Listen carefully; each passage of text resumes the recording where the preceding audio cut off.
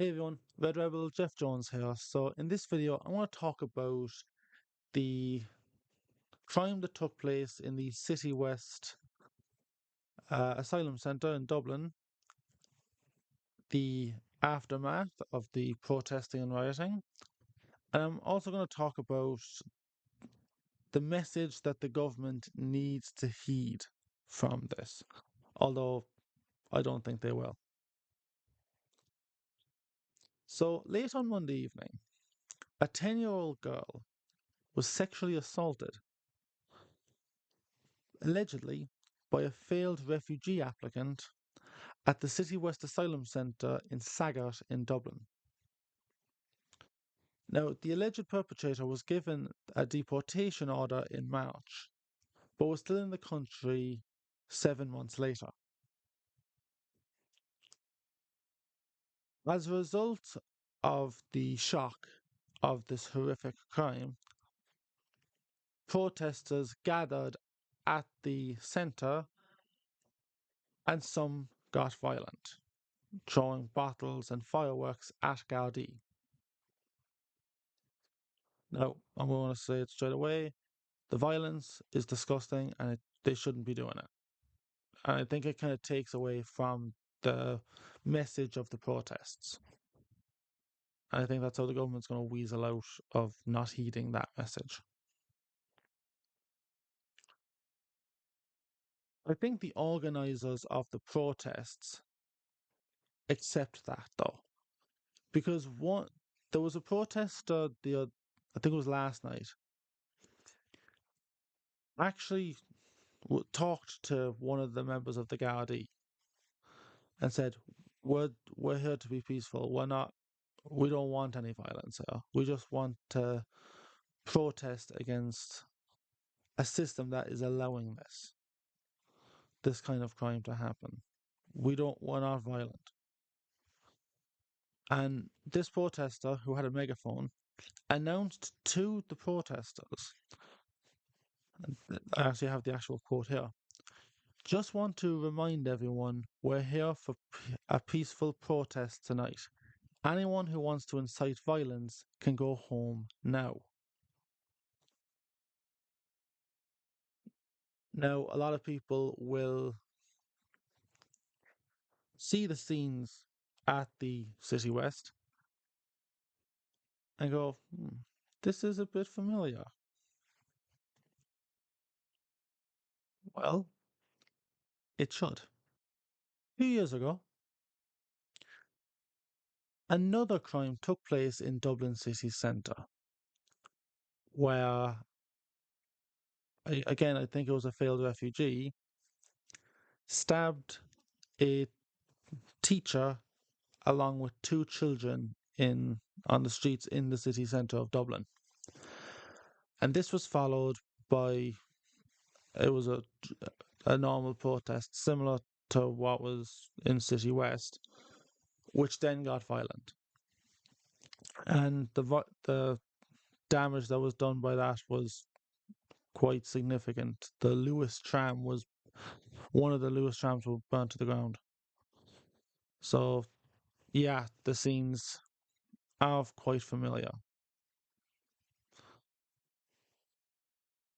But I will also say this: what they're reacting to is also quite similar.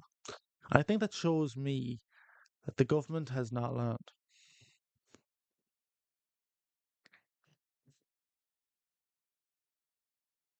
Because crimes like this are happening again and again and again. And they're shocking the people of this country, yet the government does nothing. Probably because they're terrified of being called racists.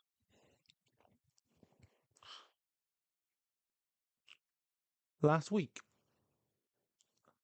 a Ukrainian refugee, Vadim Davydenko, I hope I'm not butchering that, I do apologize if I have, was murdered after being stabbed repeatedly by a 17-year-old Somali refugee. Oh, I'm not sure if he was if he was a failed applicant or if the application was still going through. But yeah, I think he was stabbed over 100 times. That shocked the country. I think the most famous one is the murder of Ashling Murphy by Joseph Puska. His The Puska family was actually recently, which was a couple of days ago actually, were found guilty and sentenced for aiding and abetting his crime, for burning his bloody clothes, or not going to the Gaudi to tell them that Joseph has killed this person, because he admitted it to his family straight away, and yet they covered for him. So they protected a murderer. I think this is where the immigration debate really hits reality. Well, unfettered immigration, uncontrolled immigration.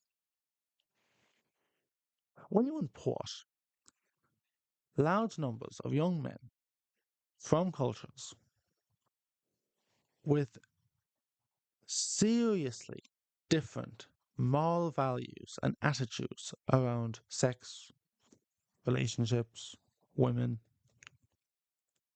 some of them will continue to act in accordance with those moral values, the moral values of their homeland, rather than their host country. And we've seen this everywhere. We've seen this all over Europe. We've seen it in America, where mass immigration has really taken hold in some parts. It's what Donald Trump is actually trying to get a lid on, by the way.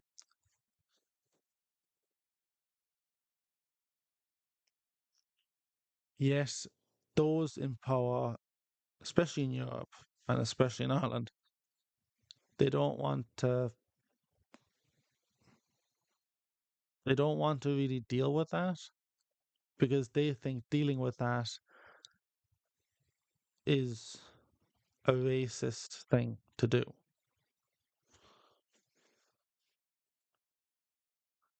There's a lot of things they can learn from this when it comes to immigration. First off, when you give someone a deportation order, you don't give them the choice to self deport.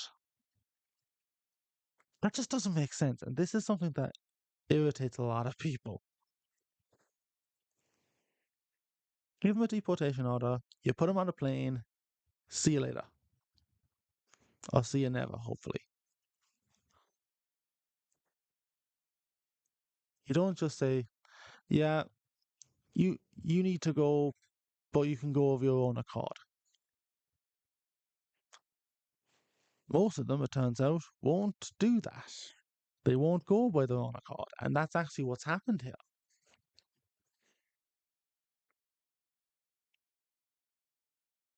A lot needs to happen.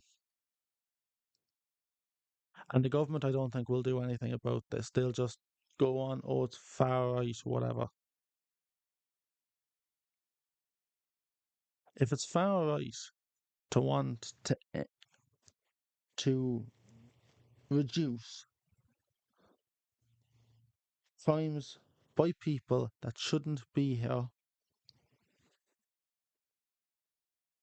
then you, the government, are completely out of touch. And it's not just the government. It's not just Fianna Fáil, Fine Gael, Sinn Féin, Labour, people before profit. People before profit want to end deportations completely.